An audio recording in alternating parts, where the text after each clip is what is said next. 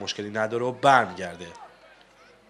نوروزی بلند در این آخرین دقایق بازی، ضربه سر از قهارپور، حرکت اسماعیلی، ضربه او که با اختلاف زیاد به بیرون میره. هانی اسماعیلی که نتیجه این الهی مقدم رو شما میبینید که پنالتی رو گرفت لحظاتی بعد از ورودش و این هم اسماعیلی که ضربهش با اختلاف به بیرون رفت.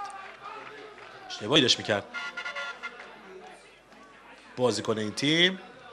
ابراهیم پور بلند،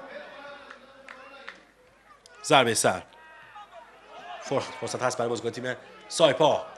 حالا حمله ور میشن به سمت دروازه تیم شهرداری بندرعباس.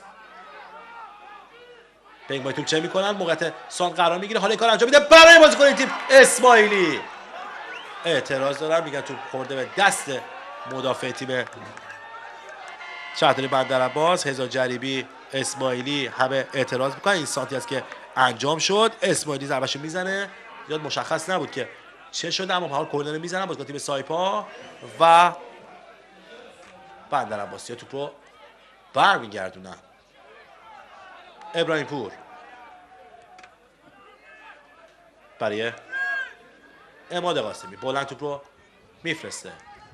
هزار جریبی، حالا فرصت هست برای بازیکن تیم سایپا که ضربه رو بزنن. مدافعان تیم جلو اومدن، نمیخوان این بازی رو از دست بدن تو این لحظات پایانی که 4 دقیقه از وقت تلف شدن گذشته.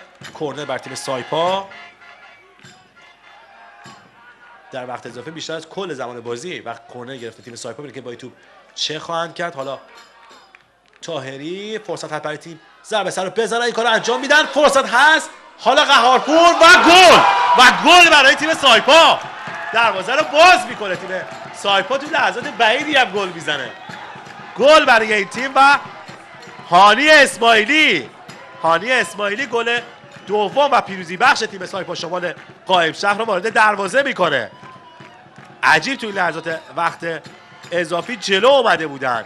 این پاس قهارپور هست به داخل و فرصت طلبی هانی اسماعیلی که داخل 6 قدم با یک ضربه تمام کننده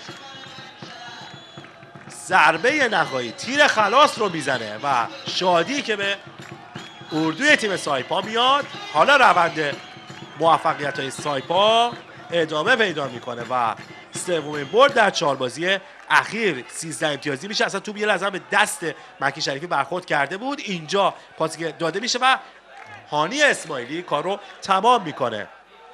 فقط 1 دقیقه به پایان وقت اضافی مونده که شهرداری بندرعباس حالا شکست غافلگیر کننده ای رو متحمل میشه در ورزشگاه 15000 نفری سالی. فکرش هم نمی‌کرد تیم شهرداری بندرعباس تو این لحظات نتونه از گل خودش محافظت بکنه. حالا سایپایی هایی که تهیید شده در وقت اضافی بازی کردن و با تمام وجود حمله کردن موفق شدن که پیروزی رو به دست بیارن. 2-1 سایپا مقابل شهرداری بندرعباس. به وقت من که اصلا فقط 30 ثانیه مونده به پایان وقت تلف شده. ببینید که داور آقای حقوردی کی اعلام پایان بازی رو خواهد کرد. ضربه تیم شهرداری بندرعباس از زمین این تیم بلند میفرسته رضا مسلم زاده. حالا فرصت هست، دفاع تیم سایپا برمیگردونه. فرصت برای تیم شهرداری بندرعباس که مدافعان تیم سایپا توپو برمیگردونن. آقای حقوردی حالا به نشانه پایان بازی رسید خودش میدمه. 3 امتیاز بسیار حساس که تیم سایپا در یک بازی سخت و سنگین میگیره در پایان هفته نهم. این تیم حالا 13 امتیازی میشه مقابل تیم شهرداری بندرعباس که نهایت در دقیقه 94 بازی رو واگذار کرد به تیم سایپا شمال قائمشهر. ممنون و متشکرم از همه شما دوستان. خوشحالم که باز هم تونستیم با پیروزی که تیم‌های مازندران در خدمت شما باشیم. ان شاءالله باز هم فرصت بشه که در مورد فوتبال مازندران و رقابت لیگ دست اول در خدمت شما باشیم. ممنون و متشکرم و امید روزهای خوش برای همه شما و برای ورزش استان مازندران. خدا نگهدار.